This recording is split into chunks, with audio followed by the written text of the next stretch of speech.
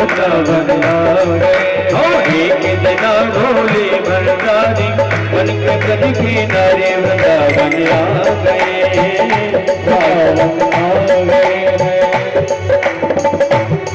हाँ पार्वती जी बना बिहारी ना माने प्रपरारी वृंदावन आ गए हैं, वृंदावन आ गए हैं, वृंदावन आ गए।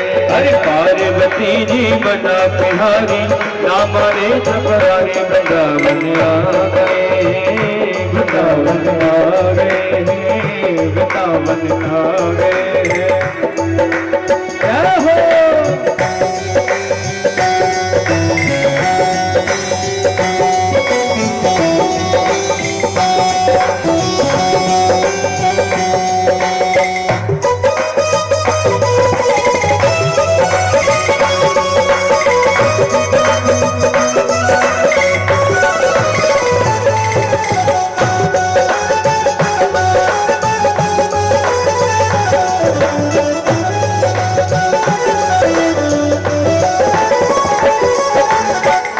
पार्वती से बोले मैं भी चलूंगा तेरे संग में,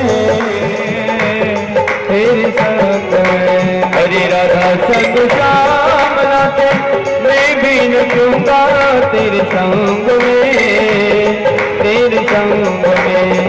राधा संग श्याम नाचे मैं भी नचूंगा तेरे संग में, तेरे संग में। रास रचेगा ब्रज में भारी हमें दिखावो प्यारे वृंदावन आ गए हैं, वृंदावन आ गए हैं, वृंदावन आ गए हैं।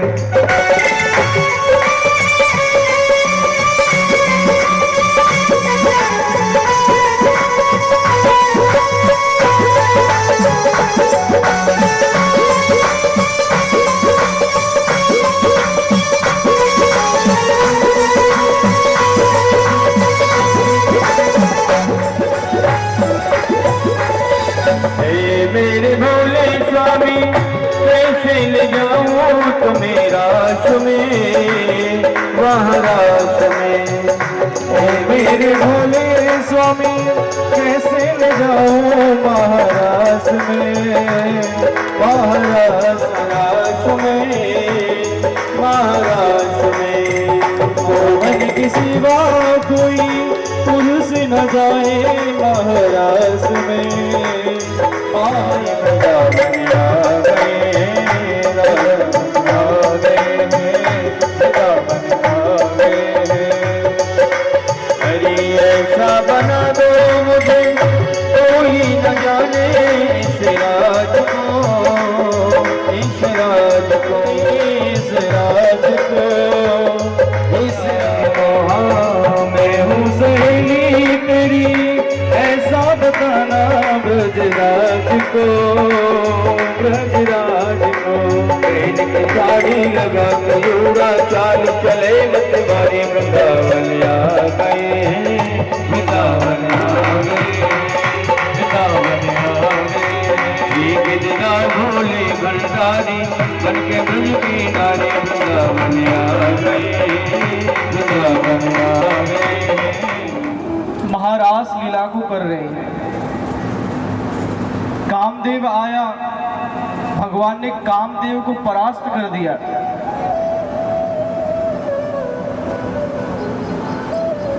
अब भोले बाबा का मन करा कि हमारा ऐसा श्रृंगार कर दो, ऐसा बना दो जो हमें महाराज की टिकट मिल जाए, प्रवेश मिल जाए हमें रास में। तो माता पार्वती ने बड़ा सुंदर स्वरूप आज भोले बाबा का किया है। भोले बाबा की ये जटाएं लंबी लंबी, आज सनसिल्क डब शैम्पू सारे लगा लगा करके जो जटाएं थी उनको धोया, कंघी करी, बाल एकदम इतने, भोले बाबा के बाल इतने लंबे लंबे बड़े विशाल, पूरा मेकअप किया है, आंखों में काजल लगाया, होठों पर लिपस्टिक लगाई, बिंदिया लगाई, चूड़ी पहनाई और कहाँ तक कहीं महाराज पूरा गोपी का श्रृंगार, चोली और लहंगा भी भोले बाबा ने पहन लिया।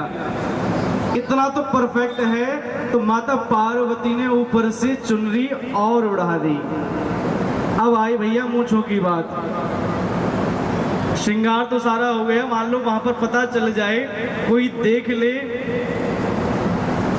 तो भोले बाबा ने कहा हम तो मूंछ मुड़वाएंगे नहीं। तो मूंछ नहीं मुड़वाओगे तो ऐसा करो, ये जो घुंघटा है ना, इसको घुंघटे को थोड़ा नीचे कर लो।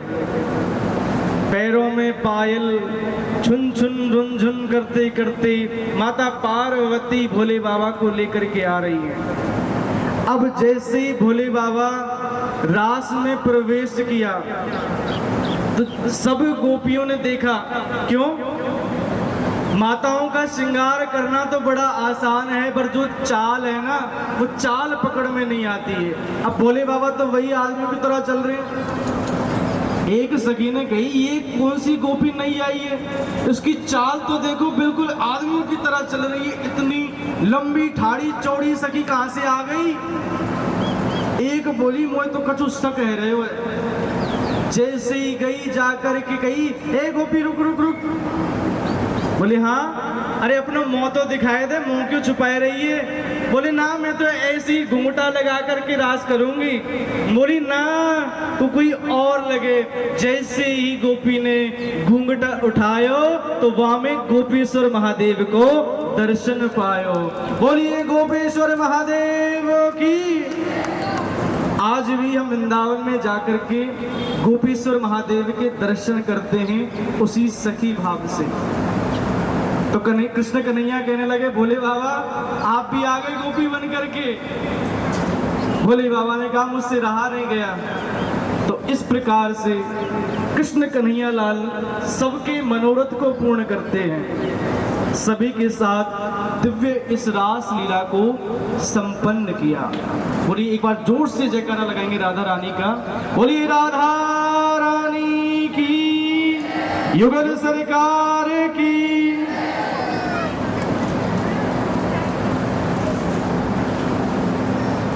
इस प्रकार भगवान की विभिन्न विभिन्न लीलाएं हैं जिनको सुन करके श्रवण करने से पकड़ के दे करके मारा और इसका उद्धार किया।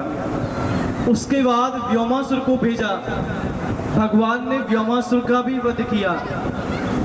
अब कंस विचार कर रहा है जितने भी राक्षस भेजता हूं सब मारे जाते हैं। एक को भेजा वो वापस लौट करके नहीं आया, दूसरे को खबर लेने भेजता हूं तो वो भी लौट करके नहीं आता है। करूं तो करूं क्या? तभी नारद जी आ गए और आकर के समझाने लगे कंस सुनो मेरी बात। तुम अब तक जितने राक्षस भेजे ना कोई लौट के तो आया नहीं है। बोले तेरा काल कोई और नहीं है, तेरा काल जो है ना ये नंद का लाला है। ऐसा कर अब तू उनको ही यहाँ पे मथुरा में बुला ले।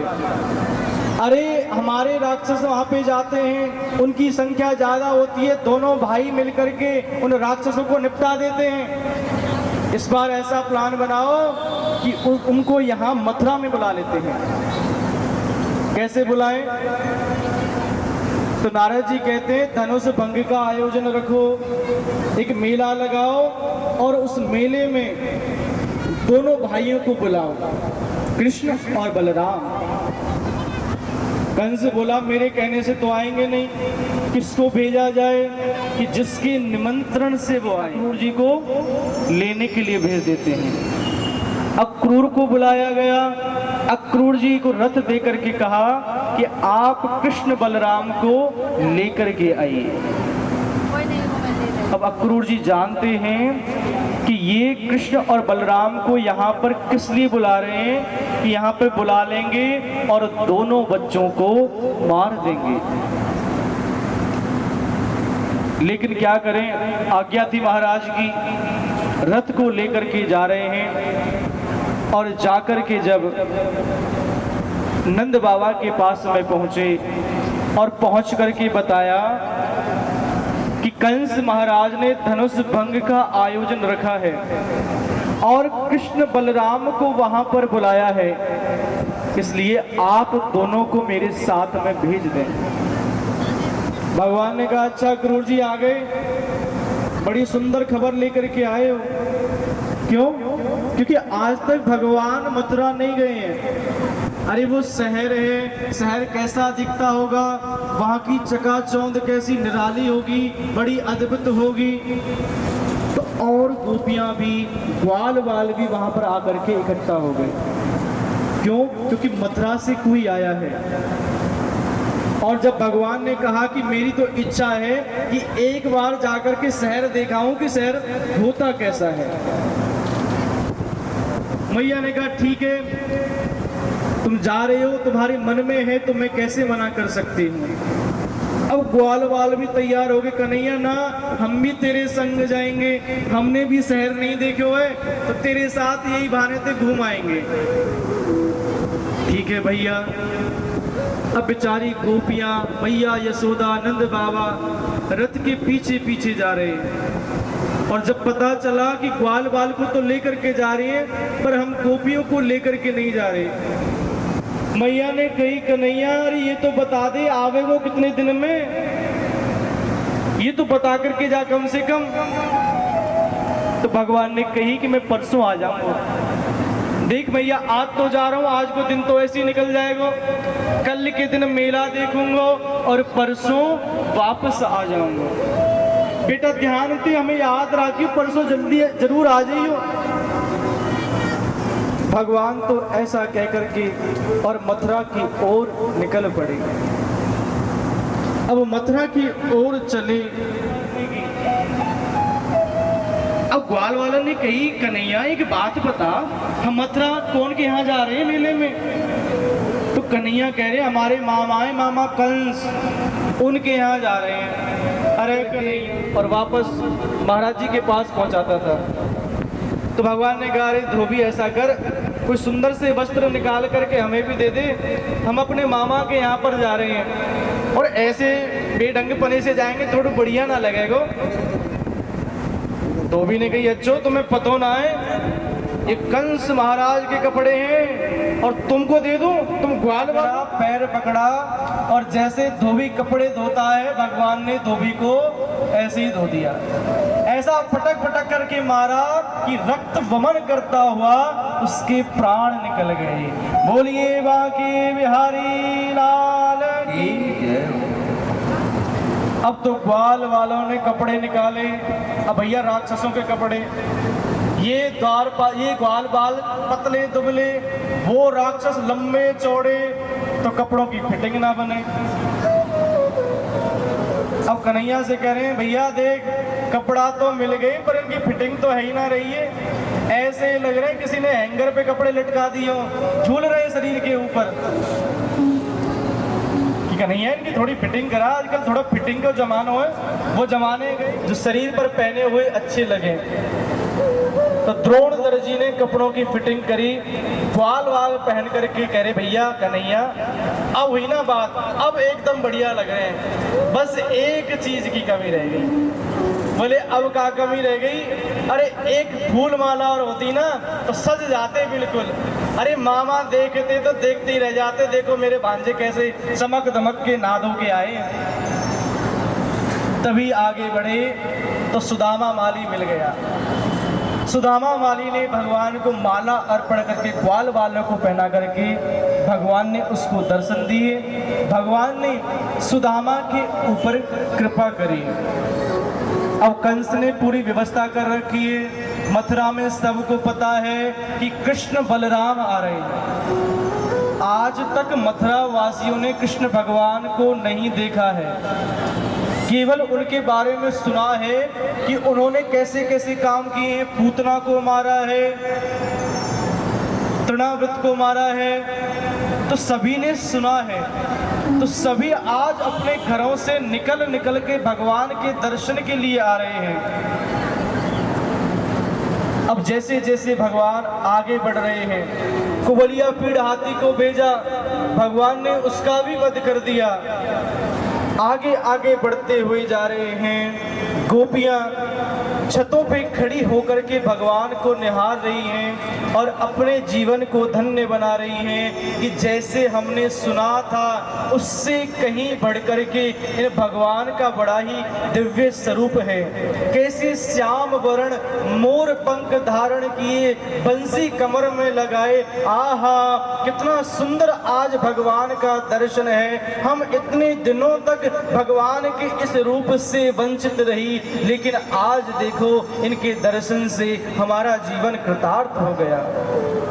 जो बेचारी छतों पर आकर के नहीं देख पा रही थी, अपने झरोखों से ही महाराज भगवान के दर्शन कर रही हैं, भगवान को निहार रही हैं। भगवान भी अपनी चितवन छबीली छबीली नजरों से सबको निहारे जा रहे हैं और इस अद्भुत छवि का आज सभी मथुरावासी दर्शन कर रहे हैं। आज मथुरा वासियों के भाग्य का तो ठिकाना ही नहीं है।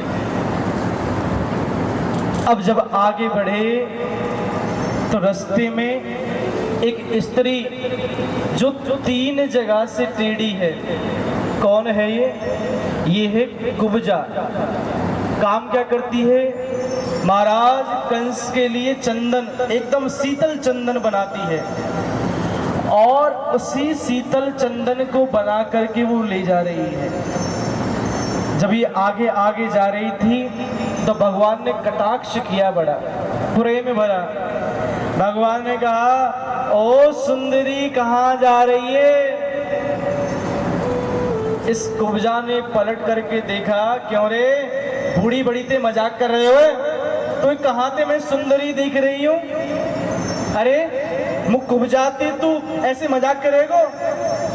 भगवान ने कही, मैया देख मैं मजाक ना करूं, मैं जो कहूं बिल्कुल सत्य कहूं हूं। भगवान रथ पे से उतरे, कुब्जा के पैर पर पैर रखा और ठोड़ी पर 3 बार ऐसे झटका मारा तो वो कुब्जा बिल्कुल सीधी खड़ी हो गई और दिव्य स्वरूप उसका बन गया। तो भगवान कहते हैं, जो मैं बोलता हूं वही मैं करके दिखाता हूं। तो आज कुब्जा इस सुंदर स्वरूप को पाकर के धन्य हुई और जो चंदन वो कंस के लिए ले जा रही थी, आज उसी दिव्य सुगंधित चंदन को भगवान के मस्तक पर लगाया है।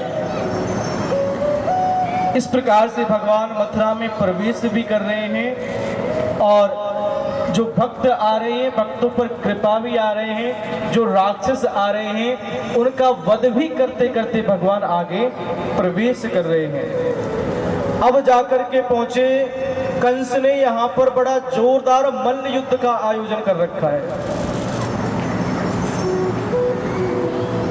तो कृष्ण बलराम ने उन मल्लों के साथ में रास लीला करते हैं। एक जगह कोई चरण सेवा करता है, अरे कई कई जन्मों के जब पुण्य उदय होते हैं तब कहीं जाकर के भगवान की कृपा से उनको दर्शन प्राप्त होते हैं।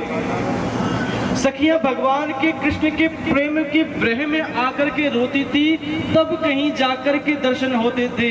लेकिन आज इन मल्लों का सौभाग्य तो देखो, ना जाने इन्होंने अपने जीवन में ऐसा कौन सा पुण्य किया कि आज मल्ल युद्ध भगवान इनके साथ में कर रहे हैं। मल्लों का शरीर और भगवान का अंग बिल्कुल उनसे मिल रहा है, हाथों से हाथ मिल रहे हैं, युद्ध एकदम चल रहा है।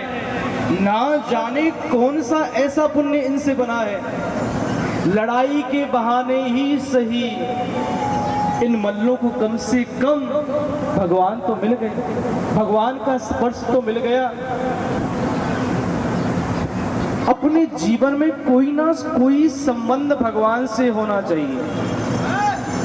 कथाओं के हम इस मतलब को समझें। कैसे? यदि भगवान के साथ संबंध नहीं होगा तो सब पूजाएं बेकार हैं, सब भजन बेकार हैं। कंस का संबंध था, कैसा संबंध था? भय का संबंध था, लेकिन उसने भी भगवान के दर्शन किए, भगवान के हाथों मरा। और ये मल्ल रुद्र से क्रोध में आकर के भगवान से लड़ रहे हैं, इनका भी संबंध है।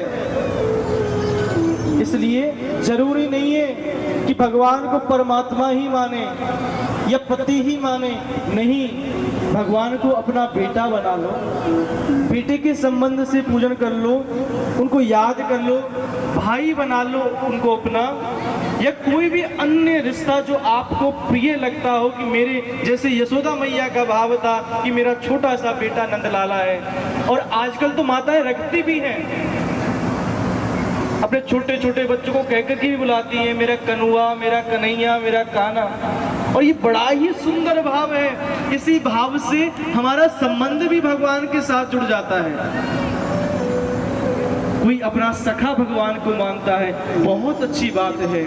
कोई अपना महाराज स्वामी मानता है, ये भी बहुत अच्छी बात है, लेकिन कोई ना कोई संबंध भगवान से जरूर बना रहे। भगवान ने, बलराम और कृष्ण भगवान ने इस चांडूर और मुष्टिक को पकड़ पकड़ के मार दिया। अब धनुष भंग का आयोजन रखा था, ये भी शिव पिनाक है। एक धनुष राम अवतार में तोड़ा था भगवान ने, तो उससे ये निश्चित हुआ था कि माता सीता किसके साथ में विवाह करेंगी, और आज जो ये धनुष यहाँ पर कंस ने रखा है, इससे ये साबित हो जाएगा कि कंस का वध कौन करेगा। तो भगवान श्री कृष्ण इस धनुष के पास पहुंचे और इस धनुष को तोड़ दिया। बोलिए कृष्ण कन्हैया लाल की जय हो। जय जय श्री राधे श्याम। अब जब कंस ने ऊपर बैठा था, कंस महल के, भगवान ऊपर चढ़ गए और अब कंस के साथ में भगवान का युद्ध हुआ। भगवान ने क्या किया, कंस को, जैसे कंस ने देवकी के साथ में किया था ना, क्या किया था याद है किसी को? हाँ, बालों को पकड़ करके अपनी बहन के रथ से नीचे उतारा था। ठीक वैसे ही कृष्ण भगवान ने कंस के बालों को पकड़ करके राज सिंहासन से नीचे खींचा और पकड़ करके महाराज महल से ऊंचे ही ऐसे मुष्टिक का प्रहार करके उसकी छाती पर कूद पड़े।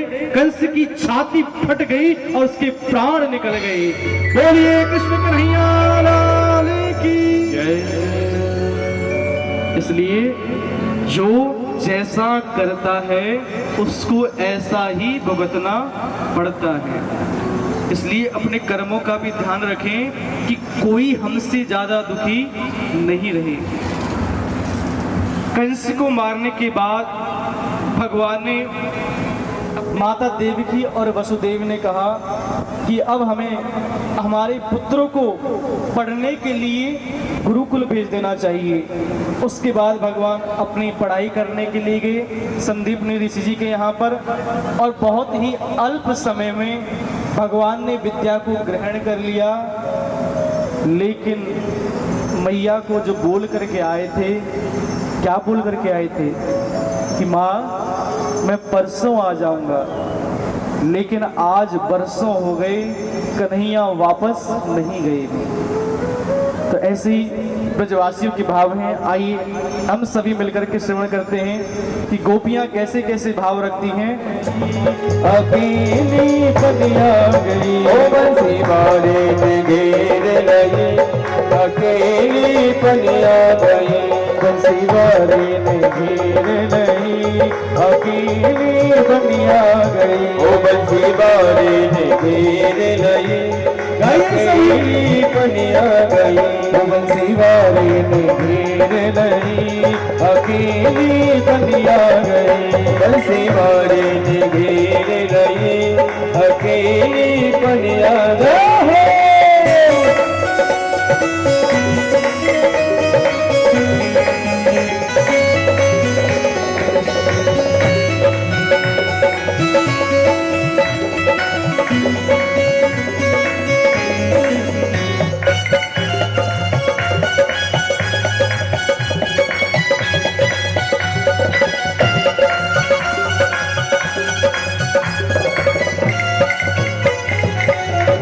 पर घड़ा घड़े पर गगरी, सिर पर घड़ा घड़े पर गगरी, सिर पर घड़ा घड़े पर गगरी, सिर पर घड़ा घड़े पर मेरी गागर फोड़ दई, ओ मेरी गागर फोड़ दई, अकेली बनिया गई, मेरी गागर फोड़ दई, अकेली बनिया गई, बंसी वाले ने घेर लई, अकेली बनिया गई, ओ बंसी वाले ने घेर लई, अकेली बनिया गई।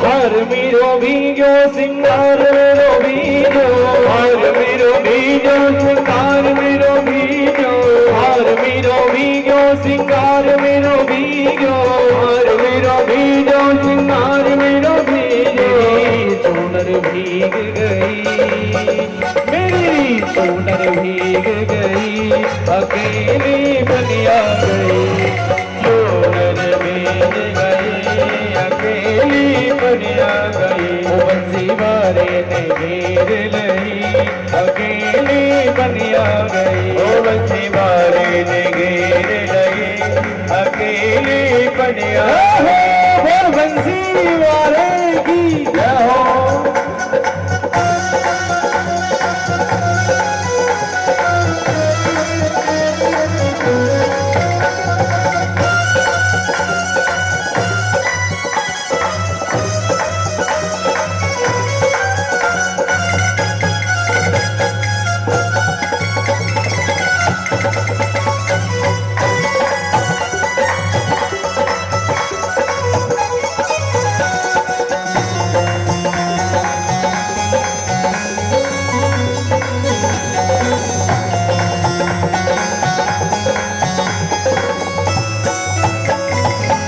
रास देखने गई वृंदावन, रास देखने गई वृंदावन, अकेली बनिया गई, थोड़ी में नजर गई, अकेली बनिया गई, बंसी वाले ने घेर लई, अकेली बनिया गई, ओ बंसी वाले ने घेर लई, अकेली बनिया गई।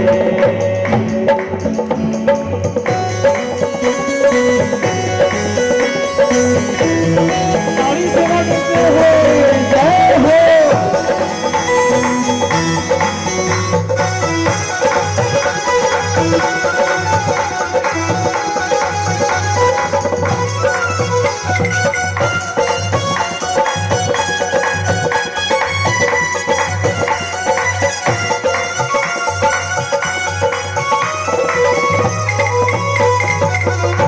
युद्ध जाऊं मोए मिले कन्हैया, युद्ध जाऊं मोए मिले कन्हैया, युद्ध जाऊं मोए मिले कन्हैया, युद्ध जाऊं मोए मिले कन्हैया, यकी मोही पे नजर धरी, यकी मोही पे नजर धरी, अकेली बनिया गई, ओ बंसी वाले ने घेर लाई, अकेली बनिया गई, ओ बंसी वाले ने घेर लई, अकेली बनिया गई, ओ बंसी वाले ने घेर लई, अकेली बनिया गई, बंसी वाले ने घेर लई, अकेली बनिया गई, बंसी वाले ने घेर लई, अकेली बनिया गई, बंसी वाले ने घेर लई, अकेली बनिया गई।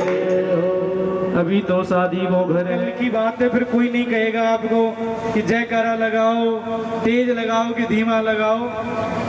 एक बार जोर से बोली बाकी बिहारी लाल की। कुछ माताएं डर रही होंगी, बेचारी बूढ़ी बूढ़ी है ना, ये ऐसा ना हो हम हाथ ऊपर करें और भगवान खींच लें हाथ पकड़ के, इसलिए बेचारी हाथ ही ऊपर नहीं कर रही हैं।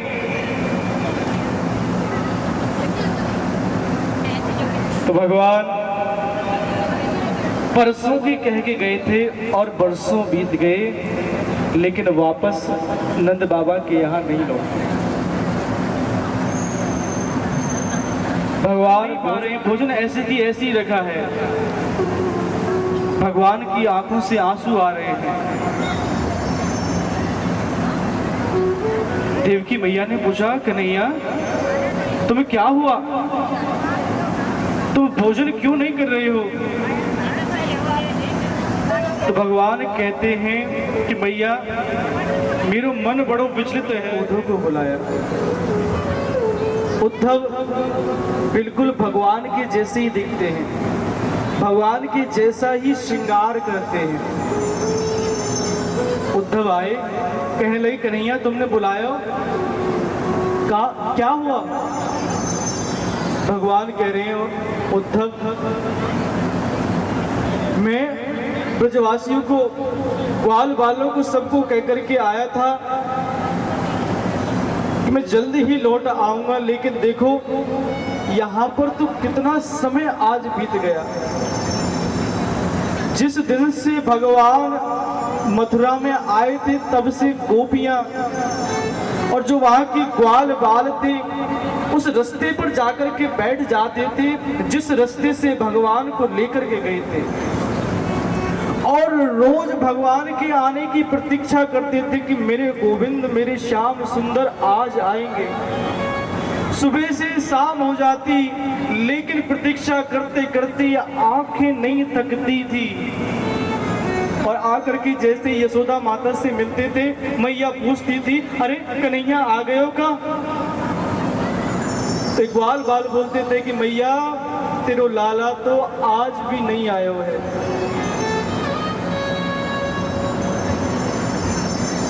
कन्हैया के बिना मैया सब ग्वाल बाल सखियों का बहुत ही बुरा हाल है।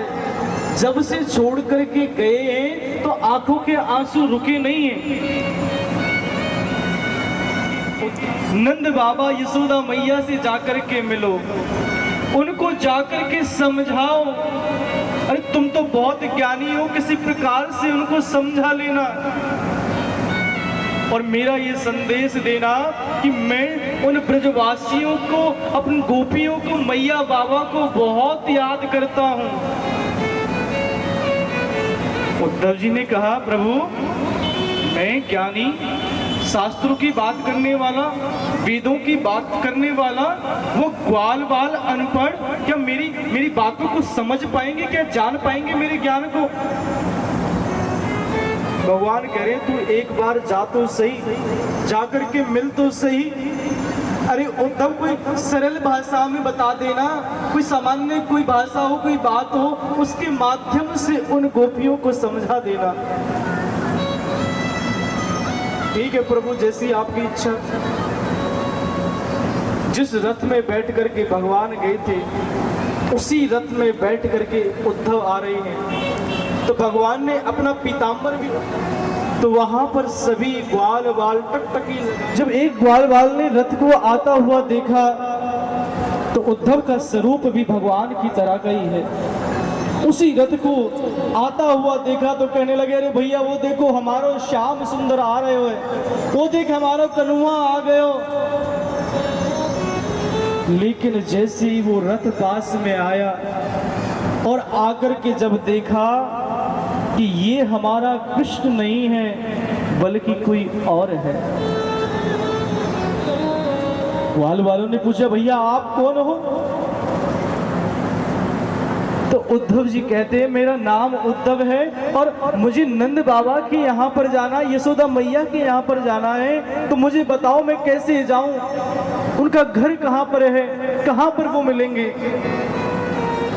तो ग्वाल बाल बोलते हैं कि ये जो यहाँ से पानी बह रहा है ना, ये जो पानी यहाँ से जा रहा है, इस पानी के साथ साथ चल दो और जहाँ से इसका उद्गम होगा वही नंद बाबा का घर है, वही नंद बाबा विराजते हैं। इतना जल इन ब्रज की गलियों में क्यों? क्योंकि जब से कृष्ण भगवान छोड़ करके गए हैं, यशोदा मैया, नंद बाबा, वहां की सखियां, वहां की गाय इतना रोई हैं, इतना रोई हैं कि आज वहां पर गलियों में महाराज बिल्कुल नदी बन गई है। जब उद्धव ने ये देखा दृश्य, उस जल का पीछा पीछा करते करते नंद द्वार तक पहुंच गए। नंद बाबा बाहर आए और स्वरूप को देखा तो वो भी देख करके कहने लगे, अरे कन्हैया तू आ गए हो का? अरे कहां छोड़ करके चले गए हो? देख हमारी हालत कैसी है गई है। लेकिन जब उद्धव ने अपनो परिचय दियो कि मैं कृष्ण नहीं हूं, मैं तो उद्धव हूं, जैसे गोपियों को भी पता चला तो सभी गोपियां मिलकर के वहां पर आकर के इकट्ठी हो गई हैं। एक बार तो वो भी धोखा खा गई, लेकिन करें तो करें क्या? उद्धव ने पूछा कि मैया कहां पर है? तो मैया की स्थिति बड़ी ही इस समय अजीब है कि वो अंदर है और मैया भगवान को भूली नहीं है। जैसे ही बाहर आवाज आई ऐसी तुरंत निकल करके आ गई, अरे भैया जरा शांत हो जाओ, बड़ी चुप हो जाओ, इतना शोर मत करो। उद्धव जी ने पूछा क्यों, क्या हुआ? अरे तुम्हें पतो ना है का मेरा छोटो से कन्हैया, मैंने अभी अभी दूध पिला करके सो गए हो और तुम इतना शोर करेंगे तो मेरा छोटो से कन्हैया जग जाएगा। चुप रह जाओ भैया, शोर मत करो। मैया आज भी अपने उसी भाव के साथ रह रही है कि मेरो कन्हैया मुझे छोड़ करके नहीं गए हुए। गोपियां भी एक एक करके उद्धव को ताना मार रही है, कह रही है कि तेरे उस कृष्ण ने हमारे साथ कितना छल किया कि हमें इस विरह वेदना में छोड़ करके चला गया। तभी एक उड़ता हुआ भ्रमर आकर के वहां पर बैठ गया। तो उस भ्रमर के बहाने ही गोपियां कही जा रही हैं कि उद्धव तेरा ये कृष्ण केवल मन का, केवल शरीर का ही काला नहीं है बल्कि मन का भी काला है। अरे जिस प्रकार अतिथि भोजन ग्रहण करने के बाद छोड़ करके चला जाता है, ऐसे ये तेरा कन्हैया हमको छोड़ करके चला जाता है। जिस प्रकार ब्राह्मण यज्ञ अनुष्ठान करके दक्षिणा लेकर के चले जाते हैं, ऐसे ये तेरे कन्हैया हमको छोड़ करके चले गए हैं। जैसे ये भंवरा पुष्प में जो सुगंध होती है, जो रस होता है, उसका पान करके निकल जाता है, ऐसे ही तेरा कन्हैया हमको नीरस करके हमको छोड़ करके चला गया है। हम प्रेम दीवानी है, वो प्रेम दीवाना, हम प्रेम दीवानी है, वो प्रेम दीवाना, प्रेम दीवानी है वो प्रेम दीवाना, हम प्रेम दीवानी है वो प्रेम दीवाना। और कैसी हमारी अवस्था है? तन मन जीवन श्याम का, श्याम हमारा काम। तन मन जीवन श्याम का, श्याम हमारा काम। रोम रोम में बस रहा वो मत वाला श्याम। ओ रोम रोम में रंग रहा वो मत वाला श्याम। इस तन में अब योग का, इस तन में अब योग का नहीं कोई ठिकाना। हम हम प्रेम दीवाने हैं, वो प्रेम दीवाना। एक दिन नैनन के निकट बैठे थे आँखों यार,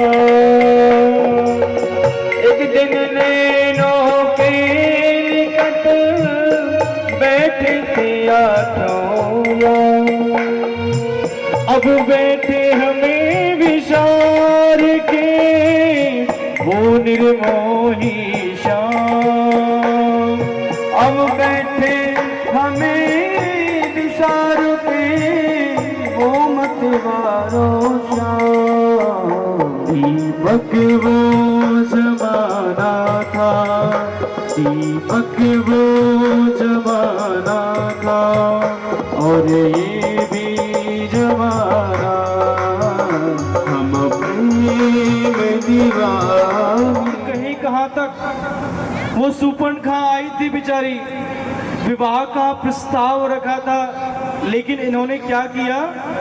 अरे उनको स्वभाव को हम अच्छी तरह जानते हैं, बेचारी को कहीं का नहीं छोड़ा। बलि बामन का रूप बना करके आ पहुंचे, छोटे से बन के आए थे, 3 पग भूमि मांगी, लेकिन देखो जब लेने की बारी आई तो विराट रूप बना लिया। और बाली उसके साथ उन्होंने कैसे छल से मारा। अरे तुम्हारा कि कृष्ण तो जन्म जन्म का छलिया है, ये केवल इसी जन्म का छलिया नहीं है, पहले से ही छल करता हुआ आ रहा है। उद्धव ने जब गोपियों की ऐसी ऐसी बातें सुनी तो वो जो ज्ञान लेकर के अपने मन में चला था ना, कि मैं तो इन गोपियों को ऐसे ही समझ रहा था, लेकिन ये तो वेदों की, पुराणों की, रामायण की सबकी बातें करती है, ये कोई साधारण गोपियां नहीं है। ऐसा ऐसा उद्धव जी को बोला कि उद्धव जी की आंखों से आंसू आने लगे। अब तो सब ज्ञान को भूल गई, क्या कह के भेजा था, क्या करना है, नहीं क्या इनको सांत्वना देनी है, क्या बोलना है, नहीं, बस गोपियों के भावों को सुने ही जा रहे हैं। बाद में भगवान का संदेश उद्धव जी ने दिया कि भगवान आपको बहुत याद करते हैं। तो गोपियों ने भी कहा कि हम भी भगवान को बहुत याद करते हैं, यही संदेश उनको देना। तो ये संदेश लेकर के उद्धव जी महाराज वापस कृष्ण भगवान के पास पहुंचे। तो कृष्ण भगवान ने कहा, हाँ भैया उद्धव घुमाए देखाए। उद्धव जी ने कहा, बात मत करो आप हमसे। बोले क्यों, क्या हुआ? अरे हम तो गए थे, यहाँ से जाएंगे, ज्ञान की 2-4 बातें सुनाएंगे, लेकिन सच कहें भगवान, जब हम वहां पर गए तो कुछ भी नहीं बोल पाए। उन गोपियों ने हमको बोलने लायक छोड़ा ही नहीं, बल्कि प्रेम का ज्ञान उन गोपियों से लेकर के आए। भगवान ने कहा, बिल्कुल सही, इसीलिए तो हमने आपको भेजा था। ज्ञान होना जरूरी है भक्ति में, लेकिन प्रेम का होना भी जरूरी है। और प्रेम किससे सीखना चाहिए? प्रेम यदि सीखना है तो इन गोपियों से सीखना चाहिए। इतना सुख भगवान के मिलन में नहीं है जितना सुख उनसे विरह, उनसे दूर हो जाने में है। अरे भगवान जब पास में होते हैं तो कीमत इतनी नहीं होती है, कीमत कब होती है? जब भगवान हमसे दूर चले जाते हैं। किस प्रकार? जैसे रास में भगवान दूर चले गए तो हमारे प्राण निकल गए, और आज जब छोड़ करके मथुरा चले गए हैं तो वही अवस्था इन गोपियों की भी गया। तो किसकी बेटियां हैं? जरासंध की। जरासंध के पास जा पहुंची और पिताजी को सारी कहानी सुना दी। पिताजी जरासंध ने आक्रमण बोला, 1 बार नहीं बोला, 2 बार नहीं बोला, 3 बार नहीं बोला, 17 बार आक्रमण मथुरा के ऊपर किया, लेकिन 17 की 17 बार हारा गया। लेकिन क्या कहे, बेशरम इतना था, माना नहीं। 18वीं बार इसने क्या किया, काल यवन को साथ में लेकर के, उसको वरदान था कि यदुवंशी उसको हरा नहीं सकते। और काल यवन को साथ में लेकर के ब्राह्मणों को यज्ञ पे बिठा दिया। भैया जीत गया तो माला माल कर दूंगा, और हार गया तो ये जो सर दिख रहे हैं ना, इन सरों को उड़ा डालूंगा। अब तो ब्राह्मण देवता यज्ञ पर बैठ गए और आहुतियां कैसे डालें, हे कृष्ण कन्हैया हमारी लाज रख लीजो, नहीं तो ये राक्षस हमें मार डालेगो। इस प्रकार से सभी ब्राह्मण आहुति डाल रहे हैं, और ये 18वीं बार काल यवन को साथ में लेकर के मथुरा के ऊपर इसने आक्रमण बोल दिया। तो इस बार भगवान ने ब्राह्मणों की रखने के लिए, लज्जा रखने के लिए भगवान युद्ध को छोड़ करके भाग गए, और नाम पड़ गया रणछोड़। बोलिए रणछोड़ भगवान की। अब भगवान ने विश्वकर्मा के द्वारा समुद्र के समीप द्वारका का पहली स्थापना निर्माण करवा लिया। अब ये काल एवं भगवान के पीछे पड़ गया। तो भगवान एक पर्वत पर गुफा बनी हुई थी, उसी गुफा में अंदर घुस गए। गुफा के अंदर घुसे तो वहां पर मुचकुंद बाबा सोए हुए हैं। तो भगवान ने अपना पीतांबर बाबा मुचकुंद को उड़ा दिया।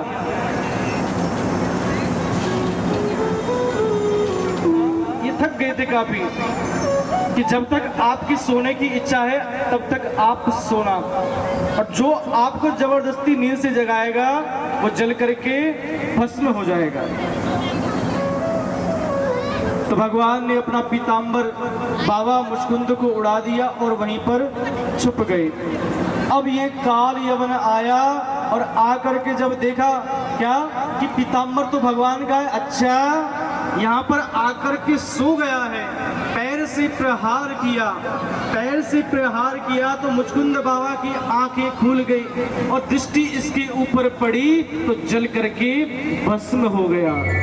बोलिए कृष्ण कन्हैया लाल की जय, जय जय श्री राम। और भगवान की जय। मेहंदी का भगवान को मेहंदी कौन लगाएगा? माता रुक्मणी को मेहंदी कौन लगाएगा? अब 2-4 ही उठा रहे हैं, बाकी क्या करेंगे? बाकी सब सुन ही रहे हैं, क्योंकि फिर उसके बाद शादी का माहौल हो जाएगा ना, तो सबका दिमाग खाली उसी में जाएगा, नाचना है, गाना है और प्रसाद पाना है। तो जो कल की कथा है वो है सुदामा चरित्र की कथा है, और जो कल हमारी कथा है वो कल विश्राम होगी। और कल चावल का बड़ा महत्व है, क्योंकि भगवान के पास जब सुदामा जी गए थे ना, तो चावल लेकर के गए थे, तो भगवान ने सुदामा जी के सब कष्ट दूर कर दिए थे। तो उसी भाव से हम भी कल जो जैसा बने वैसे चावल लेकर के आए। और कल एक विशेष बात और है, कल व्यास पूजन भी है। आप सभी ने कथा सुनी है, तो भैया व्यास पूजन भी होगा ना, व्यास की दक्षिणा भी होती है। तो कल की छुट्टी मत कर लेना कि 6 दिन तो कथा सुन ली, कोई बात नहीं, कल छुट्टी कर लेते हैं अपना, फिर अगली बार देखेंगे। कल हरी लाल की जय। और जो कल छुट्टी करे ना, विदर्भ नरेश कुंडनपुर के राजा हैं भीष्मक। इनकी 5 पुत्र हैं और एक बिटिया है जिनका नाम है रुक्मणी। बोलिए रुक्मणी मैया की जय। और जो बड़े बेटा हैं उनका नाम है रुक्मी। तो यहाँ पर भी नारद जी शुरू से ही माता रुक्मणी को भगवान कृष्ण की कथाएं सुनाते हैं। तो कथाओं का प्रभाव देखो बहुत पड़ता है।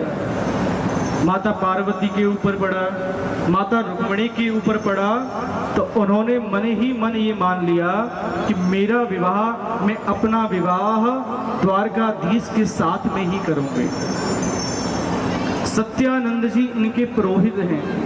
जब बिटिया बड़ी हुई तो पुरोहित को बुलाया गया, तो नारद जी से ने ये कहा कि हम रुक्मणी का विवाह द्वारकाधीश के साथ में करना चाहते हैं। तो इस बात पर सभी मान गए, भीष्मक भी मान गई, माता जी भी मान गई, लेकिन रुक्मी ये भाई नहीं माना।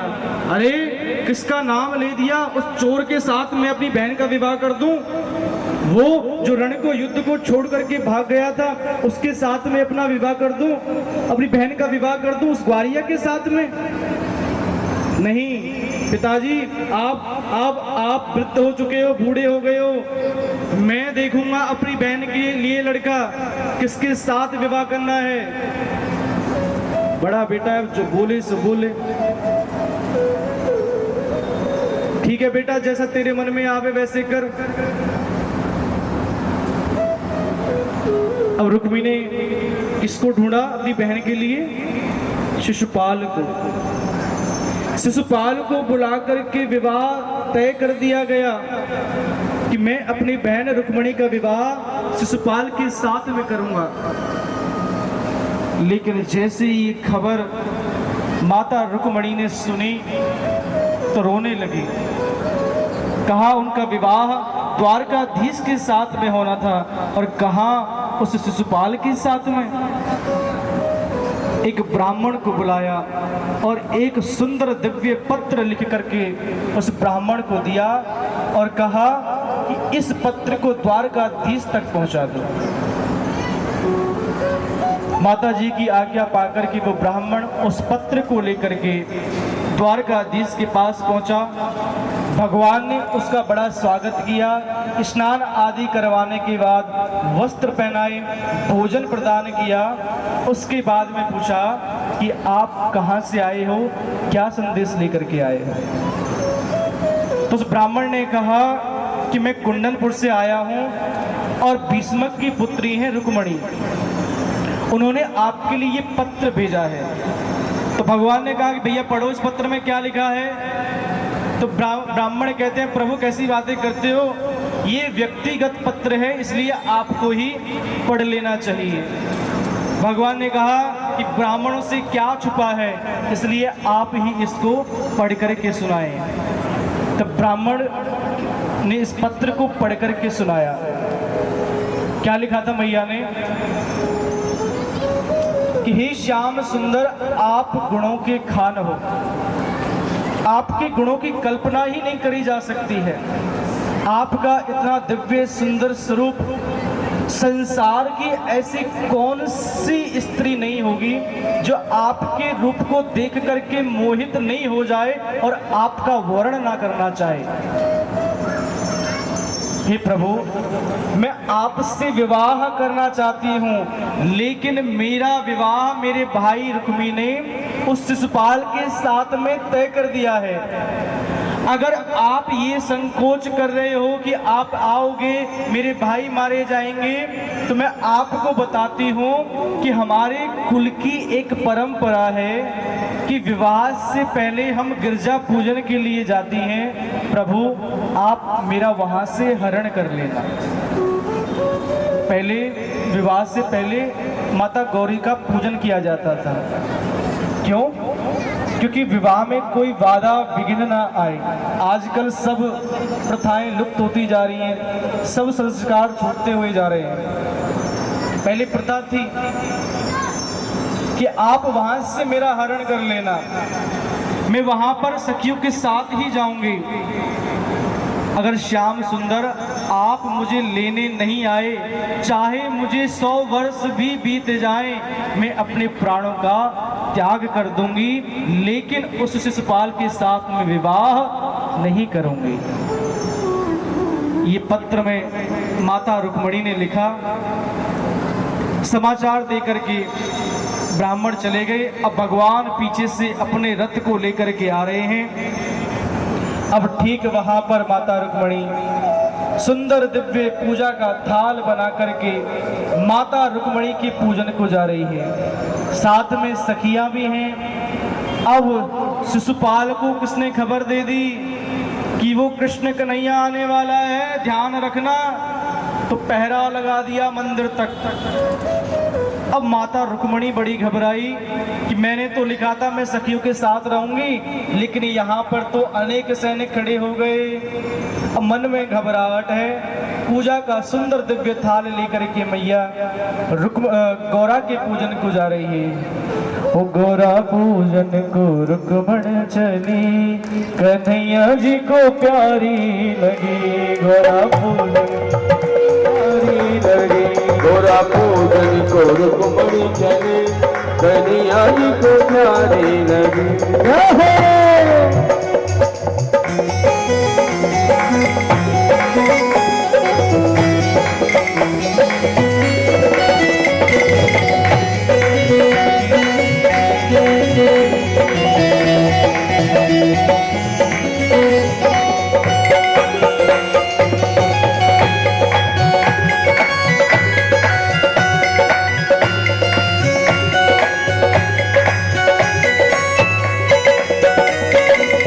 गोरी गोरी गैया हरी हरी चूड़िया, गोरी गोरी गैया हरी हरी चूड़िया, गोरी गोरी गैया हरी हरी चूड़िया, गोरी गोरी गैया हरी हरी चूड़िया।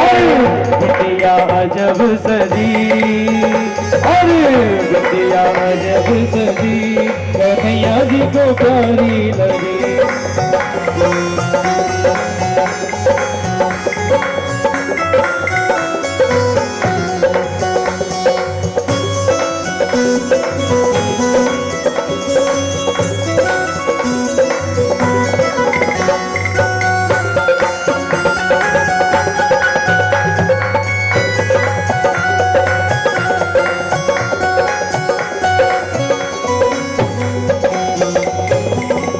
वन पेनो सिंगार वन पेनो, हर वन पहनो श्रृंगार वन पहनो, हर वन पेनो सिंगार वन पेनो, हर वन पहनो श्रृंगार वन पहनो। मोतियन बाग भरी, और मोतियन बाग भरी, कन्हैया जी को प्यारी लगी। रुक्मणी चली, कन्हैया जी को प्यारी लगी। गौरा पूजन को रुक्मणी चली, कन्हैया जी को प्यारी लगी। गौरा पूजन को रुक्मणी चली। नजर रहे कि मेरे श्याम सुंदर आए कि नहीं आए, और घबराहट भी है अंदर अंदर। जाकर के गौरा पूजन के लिए पहुंची हैं। मैया से प्रार्थना करिए कि मैया आप अपना आशीर्वाद बनाए रखें। मैं श्याम सुंदर का वर्ण करना चाहती हूँ, मैया आप मुझे वो प्रदान करें। मैया ने शीश झुकाया, जो फूल माला थी वो मैया के गले में आ गई। बोलिए रुक्मणी मैया की जय। इस प्रकार गौरा माता ने अपना आशीर्वाद माता रुक्मणी को प्रदान किया। अब जैसे ही मंदिर से बाहर आ रही हैं तो नजर है, कभी इधर देख रही हैं, कभी उधर देख रही हैं कि कृष्ण तो कहीं दिखाई दे ही नहीं रहे हैं। जैसे जैसे कदम आगे बढ़ रहे हैं और वहां से भगवान अपना सुंदर दिव्य रथ लेकर के जैसे ही मैया अंतिम सीढ़ी पर आई है तो कृष्ण कन्हैया ने माता रुक्मणी का हाथ पकड़ करके रथ में बिठा लिया है और लेकर के चल दिए। बोलिए द्वारकाधीश भगवान की, रुक्मणी मैया की।